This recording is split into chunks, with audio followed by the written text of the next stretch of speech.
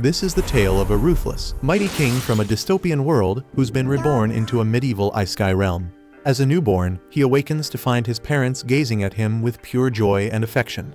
They marvel at how his tiny face mirrors their own, overjoyed by the arrival of their newest family member. Father Reynolds instantly names him Arthur and demands that the little guy call him Papa. Meanwhile, Mother Alice feels Arthur's too young for such a title. Arthur answers with an empty baby stare, which Reynolds takes as a sign of a profound emotional bond. As his playful parents fuss over him, Arthur silently wonders who these people really are and why they claim to be his guardians. If they truly are who they appear to be, it means he died in his previous life and has somehow been reincarnated with all his memories intact. Staring up at the glittering night sky, Arthur can hardly believe that after conquering worlds and winning endless battles, the gods have reduced him to a feeble infant. Overwhelmed with embarrassment, not only must he endure burping, but he dreads wearing diapers and constantly fears being hurt. He can only clench his tiny fist in defense. Reynolds notices and gently slips a finger under Arthur's hand to show Alice just how much their son adores him. In a clumsy bid to move, Arthur pushes too hard and ends up soiling himself. As his mom hurries to clean him up, he stares blankly, silently regretting every twist of fate that led him to this mortifying moment. The humiliation nearly brings him to tears. He wishes this bizarre nightmare would end.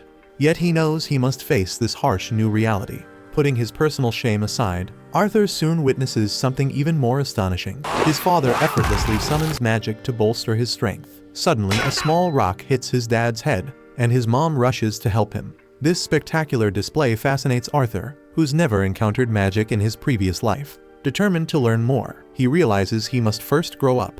On another front, Reynolds heads into the forest and overpowers a wild beast with his empowering magic.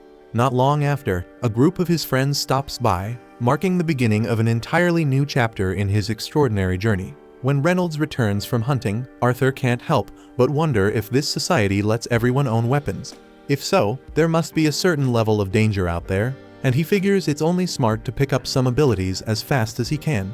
Arthur has a ton of questions he can't ask yet, but despite his confusion, he treasures these pure, priceless moments with his parents. In his previous life, Arthur never knew a peaceful night's sleep because enemies were always trying to take him out. Now that he's finally experiencing calm, he gradually gets used to his new reality. After days, weeks, or maybe even months pass, Arthur learns to crawl and soon scampers over to a mirror just to admire his new look. With his crawling skills and better control over his limbs, he sneaks out of his crib when his parents aren't around and makes his way to the library. There, he grabs a book to learn more about this strange world and discovers that the continent he's born on is called Dicathan.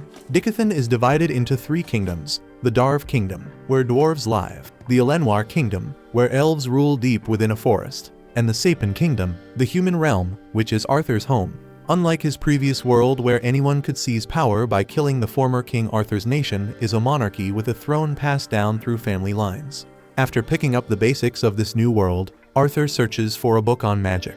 With a struggle against his tiny baby arms, he manages to pull one from the shelf. Holding the book, he can't help but reflect on how much more advanced his old life was compared to this one. This book is meant to explain to study magic, what the locals call mana, a force passed down through generations that appears in just 1 out of every 100 people.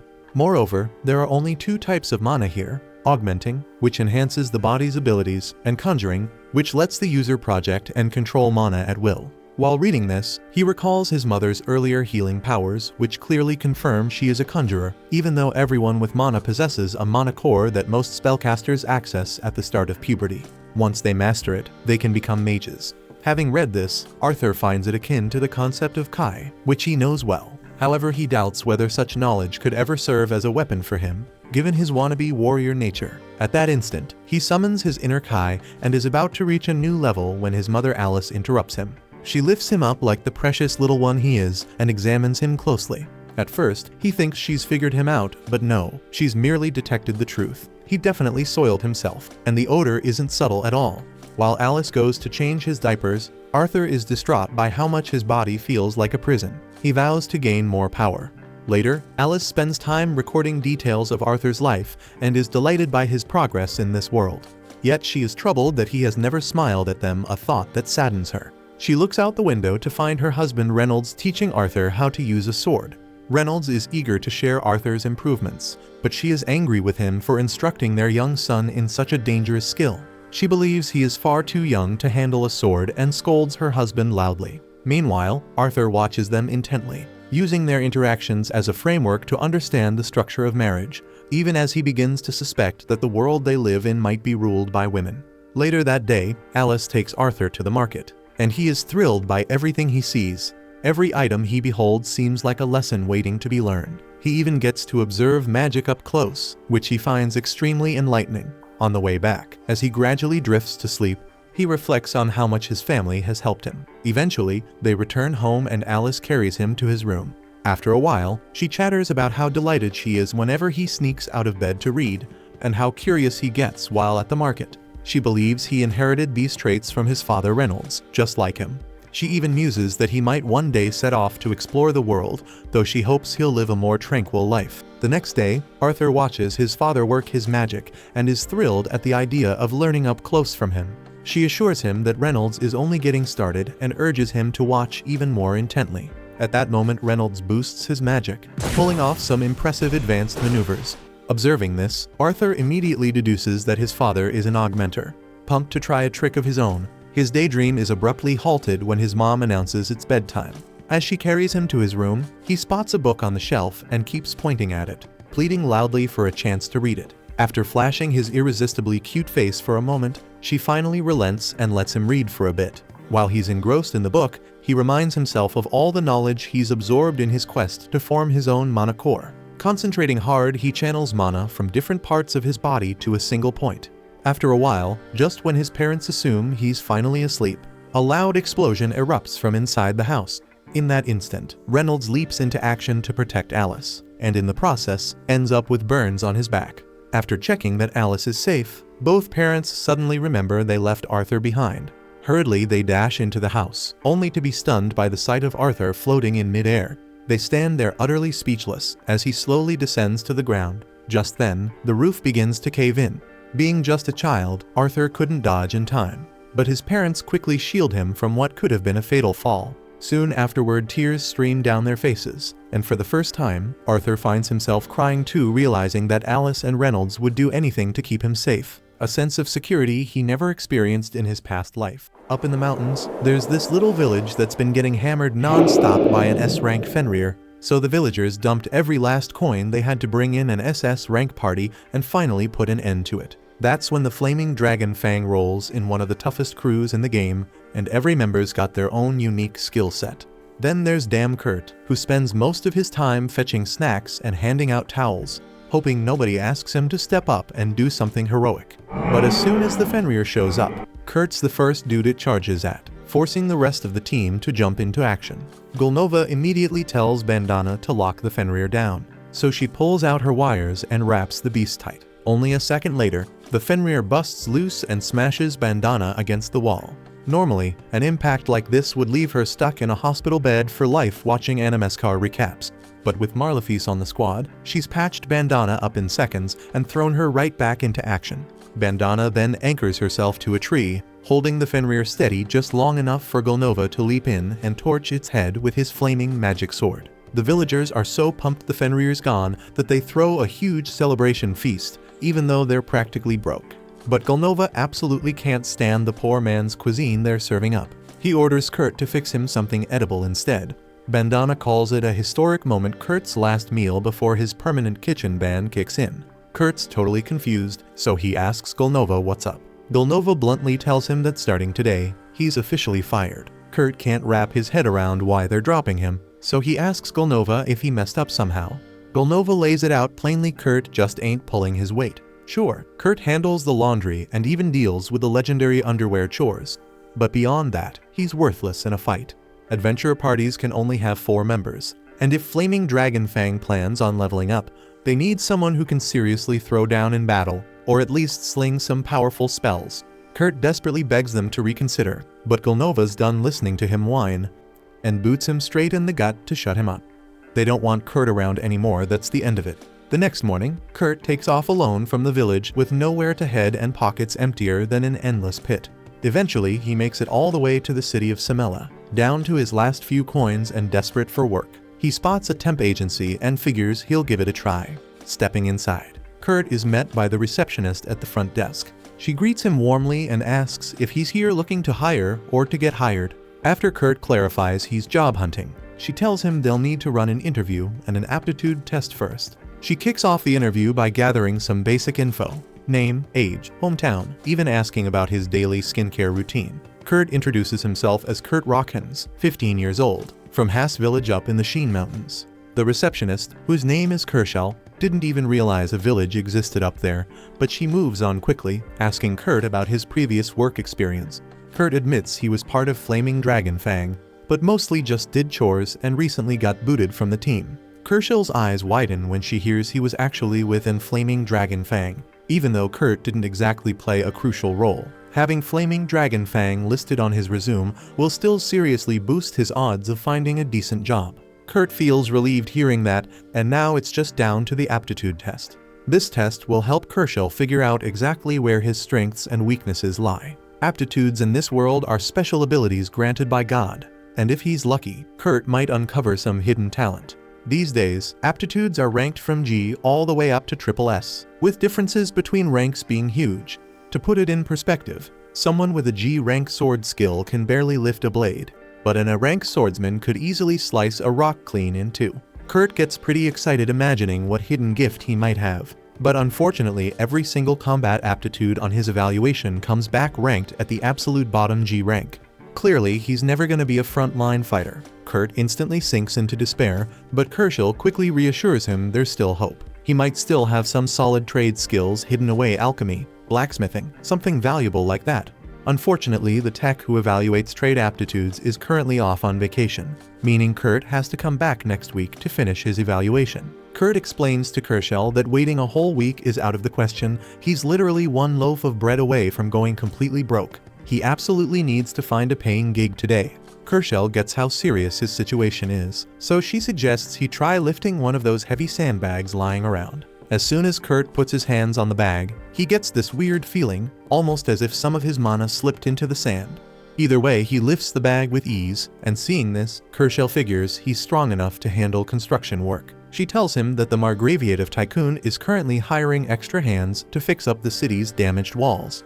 If she writes him a recommendation letter, Kurt should be able to snag a job right away. Kurt thanks her for looking out and rushes over to meet the Margrave. When Kurt hands over the recommendation letter, the Margrave takes one look at him and isn't exactly convinced that Kurt can handle heavy-duty construction. But with repairs urgent, he decides to give Kurt a shot anyway. He tells him to start mixing cement and patching up the walls, making it clear that his pay will be based on how much he actually gets done. The Margrave lets Kurt know he'll swing by later to check on his progress, and emphasizes that if Kurt hasn't used at least half a barrel of cement by then, he's getting paid peanuts.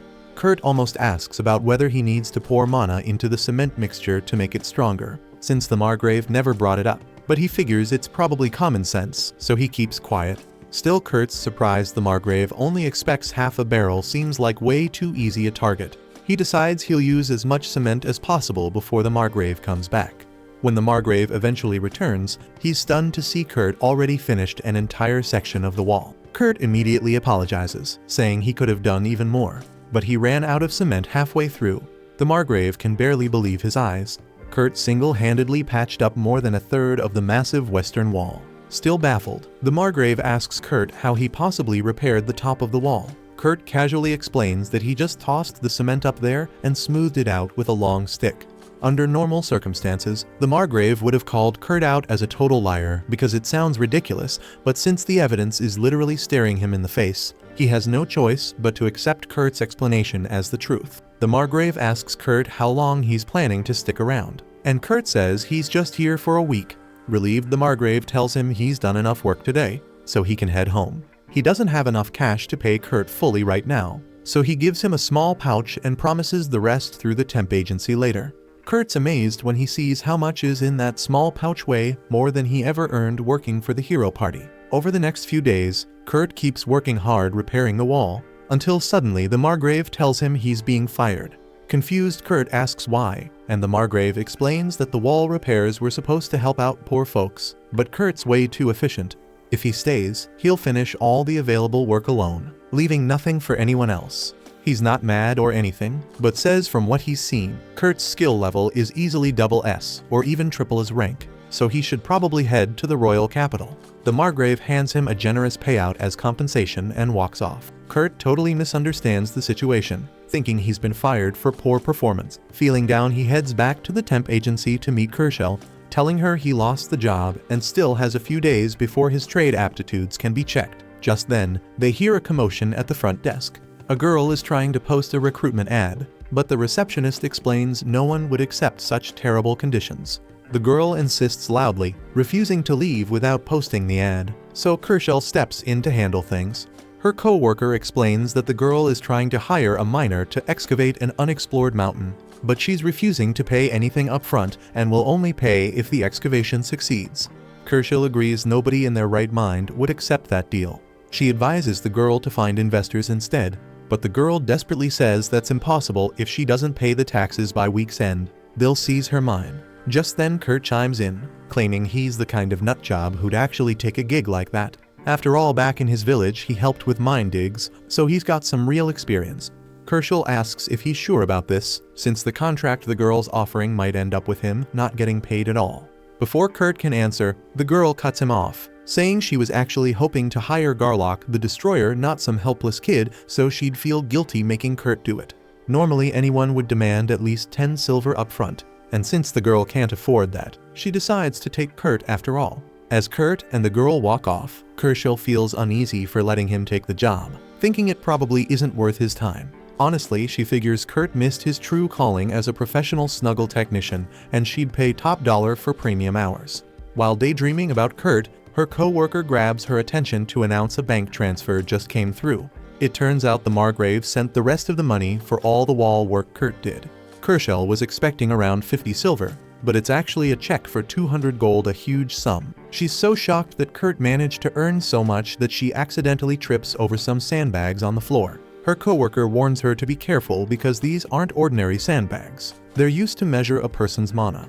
They're supposed to get heavier when touched by someone with a big mana reserve. While most people don't trigger that, Kershel remembers watching Kurt struggle with them a few days back, and she starts to wonder if he's really just a normal kid. At the same time, Kurt and Eurytia head into the forest toward her campsite. When they arrive, Kurt's a bit uneasy because there's only one tent. Eurytia assures him the tent is spacious enough for both, but Kurt admits he'd never be able to sleep next to a beautiful girl like her. After hearing him call her beautiful, Eurytia gets upset thinking he's just buttering her up. But Kurt insists he truly means it. Realizing his sincerity, she softens and even hands him a potato for dinner. It's just a basic boiled potato, but it's been ages since anyone cooked for Kurt, so he truly appreciates it, and he's even more grateful that Eurytia's sharing the meal with him. Golnova and the rest of the hero party never let him eat in the same room with them. Later that night, Kurt and Eurytia head to bed. Kurt struggles to sleep because Eurytia went to bed in her underwear. Sleep and awkward surprises don't mix, so he decides to leave the tent and sleep outside. As soon as Kurt leaves, Eurytia opens her eyes. She was only pretending to be asleep. She purposely went in her underwear to test Kurt, to see if he'd react or keep his cool. He turned out to be a true gentleman, though he ended up sleeping outside with the grass and bugs. The next day, Eurytia wakes up and steps out of the tent. She finds Kurt sleeping by a tree and feels a twinge of guilt for making him sleep outdoors. Then she notices her jacket is fixed. When Kurt soon wakes, she asks if he repaired it, and he confirms with a nod. Impressed by his hidden sewing talent, she starts wondering if he might also be good at mining, but it's too late to find someone else, so they gear up for work. Kurt asks if she's decided on a mining spot yet, but she admits she was just planning to dig randomly, hoping to strike valuable ore. Kurt shakes his head and tells her she'll never find anything that way. He knows a far more efficient method. He leads her to a section of the mountain, and after a quick look around, he finds a rock bursting with gemstones. Eurytia is stunned at how easily he found them, and within minutes, Kurt has uncovered every single gem in that area. Eurytia finds it hard to believe. If she sells all these gems, she could pay off her debt, but Kurt warns her she can't sell them. Realizing he means he'll keep the money since he found them, she protests. That's not quite what he meant. He was simply suggesting the gems will be worth even more if he transforms them into magic crystals first. Kurt's right about that, but Eurytia points out that only 10 mages in the entire kingdom are skilled enough to make that conversion. While she's talking, Kurt finishes turning a gem into a magic crystal, leaving her speechless. Eurytia is too at a loss for words because not only did Kurt produce a magic crystal instantly, but he did so when even the most seasoned mages need at least an hour to create one. Once Kurt has transformed all the gems into crystals, he gives Eurytia the green light to sell them, so she sets off while he remains on the mountain to wrap up a few other tasks. Eurytia then visits the city's customs office and explains she intends to sell some magic crystals in the royal capital, stressing their enormous value. The agent asks where they came from, knowing he wouldn't believe her if she admitted that a random boy made them. She flashes her royal family emblem. It's just a bluff. She left the royal family years ago and they never took back her emblem, but it works, so the customs agent lets her use the teleportation circle to travel to the capital. Once she arrives, she heads over to an old friend's shop and tells Mimiko she's got some magic gems to offload. Mimiko inspects them, and at first they seem rather ordinary, but a closer look reveals they contain 10 times the usual mana, making each crystal worth 10 gold. Eurytia is speechless because Kurt handed her 50 of these, so Mimiko nonchalantly gives her a bag containing 500 gold coins. Before Eurytia leaves, Mimiko makes two demands. First, she insists that Eurytia must only sell these crystals at the shop, as allowing such potent items to be widely traded would be catastrophic. Secondly, she wants to know the name of the person who crafted the crystals. Eurytia agrees to the first request, but explains she can't disclose the creator's name without his permission. As a court mage for the royal family, Mimiko attempts to use her authority to order Eurytia to reveal the mysterious mage's identity. However, since Eurytia is no longer affiliated with the royal family, she isn't required to comply. Realizing she won't be able to extract Kurt's details, Mimiko at least asks that she keep an eye on him and ensure he doesn't wander off to another nation. Mimiko also instructs Eurytia to tell him that if he decides to work for the royal family, she's ready to offer him the title of Count along with full access to the Royal Research Lab and its perks. Eurytia then leaves Mimiko's shop. The next morning, when she returns to the mountain to meet Kurt, she's stunned to find that he has built an entire house in the time she was away. Thanks for watching. Please, if you like my recaps, don't forget to like and subscribe. If you want more parts, let me know in the comments.